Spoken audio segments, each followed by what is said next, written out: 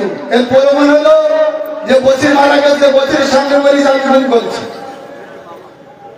আজকে শুনে রাখেন চৌধুরী,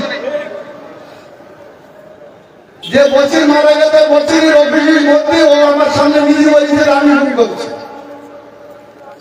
জামাতের ভাইরা, আপনারা উস্কানি দেখছেন তাই না?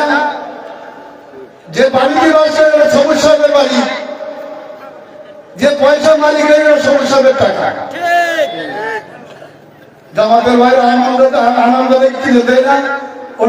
ওনারা ইনায়ত দেবে, সে আমাদের আমরা হয়েছে তাই না?